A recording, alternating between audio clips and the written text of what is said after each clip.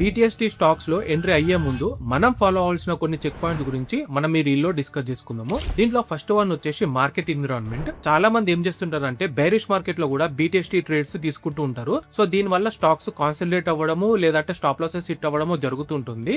Week market లో బీటీఎస్టీ trades అయితే avoid చేయండి. సెకండ్ వన్ వచ్చేసి టైమింగ్. మనం ఎప్పుడైనా సరే బీటీఎస్టీ ట్రేడ్స్ లాస్ట్ 1 అవర్ లో మాత్రమే తీసుకోవాల్సి ఉంటుంది. బిఫోర్ ఆఫ్టర్నూన్ తీసుకుంటే ఏమవుతుందంటే ఆఫ్టర్నూన్ తర్వాత వచ్చే వాలటిలిటీ వల్ల స్టాక్స్ మీద సెల్లింగ్ ప్రెజర్ పడి same day stop loss hit అయ్యే ఛాన్సెస్ ఎక్కువ ఉంటుంది. సో లాస్ట్ 1 అవర్ లో మాత్రమే మనం బీటీఎస్టీ ట్రేడ్స్ లో ఎంట్రీ అవుతాము. సో ఆ 1 అవర్ లో కూడా మనం మార్కెట్ సెంటిమెంట్ అనేది అబ్జర్వ్ చేయాలి. At the same time stock లో స్ట్రెంత్ అనేది గమనించాలి. అండ్ థర్డ్ వన్ వచ్చేసి మనం సెలెక్ట్ చేసుకునే స్టాకే స్ట్రాంగెస్ట్ స్టాక్ అయి ఉండాలి. సో ఇది ఎలా సెలెక్ట్ చేసుకోవాలంటే ట్రేడింగ్ వ్యూలో మనం 52 వీక్ ఫిల్టర్ అయితే యూజ్ చేయాల్సి ఉంటుంది.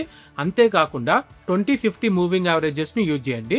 మనం సెలెక్ట్ చేసుకున్న స్టాక్ యొక్క క్యాండిల్ ఈ 20-50 మూవింగ్ యావరేజెస్ పైన ట్రేడ్ చేస్తుందంటే స్టాక్ అనేది మంచి అప్ ట్రెండ్ లో ఉందని అర్థము. సో అప్ ట్రెండ్ లో ఉన్న స్టాక్స్ లో ఎంట్రీ అయితే మనకి పాజిటివ్ రిజల్ట్స్ వచ్చే ఛాన్సెస్ ఎక్కువ ఉంటుంది అనమాట. ఈ కొన్ని టిప్స్ మీరు ఫాలో అయితే బీటీఎస్టీ ట్రేడ్ తీసుకునేటప్పుడు మీ అక్యురసీ అనేది పెరుగుతుంది. అండ్ ఈ రీల్ మీకు నచ్చినట్టయితే మొమెంటం ట్రేడింగ్ చేసే వాళ్ళకి మీ ఫ్రెండ్స్ కానీ మీ ఫ్యామిలీ కానీ ఎవరైనా ఉంటే వాళ్ళకి షేర్ చేయండి. And that's it for today friends. రేపటి వీడియోలో మళ్ళీ కలుద్దాం. Until then good by.